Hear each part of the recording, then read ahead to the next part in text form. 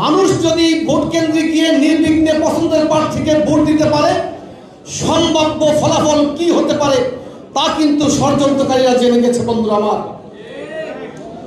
অর্থাৎ একটি স্বচ্ছ গ্রহণযোগ্য নির্বাচন যদি বাংলাদেশে অনুষ্ঠিত হতে পারে, তাহলে মানুষের ভালোবাসার ম্যান্ডেট নিয়ে বিএনপি ইনশাআল্লাহ ক্ষমতায় আসবে।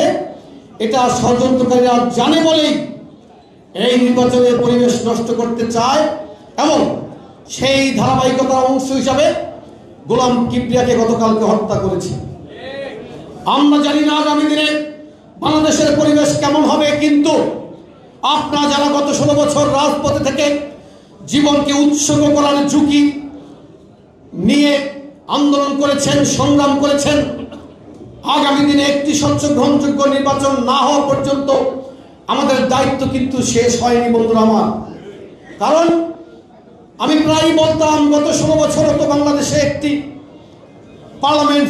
সব মশার বিরুদ্ধে সুরক্ষা দিতে এলো বসুন্ধরা এক্সট্রিম অ্যারোসল। মশার বিরুদ্ধে এক্সট্রিম সুরক্ষা ছিল, কিন্তু কার্যকারিতা ছিল না।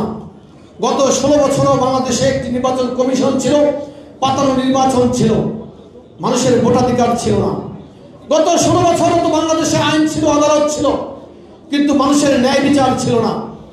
গত 16 বছরও তো বাংলাদেশে র্যাব ছিল, পুলিশ ছিল। আমরা ভেবেছিলাম র্যাব পুলিশ মানুষের জীবনকে নিরাপত্তা দিবে, কিন্তু র্যাব পুলিশের আতঙ্কে আমাদের জীবন থেকে নিরাপত্তার চাদর পুরোপুরি খসে পড়েছিল। গত 16 বছর মুক্তিযুদ্ধের যে অঙ্গীকার ছিল, সাম্য, মানবিক মর্যাদা, সামাজিক ন্যায় বিচার, বাংলাদেশে পুরোপুরি ভুলণ্ঠিত হয়েছিল।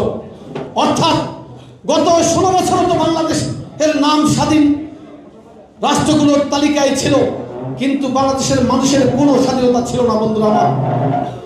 অর্থাৎ বাংলাদেশের মানুষের যদি সব ধরনের অধিকারগুলোকে আমরা মানুষের কাছে ফিরিয়ে দিতে চাই, তাহলে একটি নির্বাচন ছাড়া বিকল্প কোনো পথ আমাদের হাতে এই মুহূর্তে নেই বন্ধুরা আমার। কথা হচ্ছে আমরা মানুষের কাছে ভোট চাইতে যাইব, ভোট চাইতে গিয়ে আমরা মানুষকে কি বলবো? আমাদের যা বলার তা তো ইতিমধ্যে আমাদের নেতা বিএনপি ভারপ্রাপ্ত চেয়ারম্যান জনাব তারেক রহমান রাষ্ট্র সংস্কারের যে 31 দফা প্রস্তাব জাতির সামনে উপস্থাপন করেছেন, তার মধ্যে রয়েছে। অর্থাৎ ইতিমধ্যেই বাংলাদেশের প্রতিটি মানুষকে নাগরিক হিসাবে অধিকার তিনি দিয়েছেন।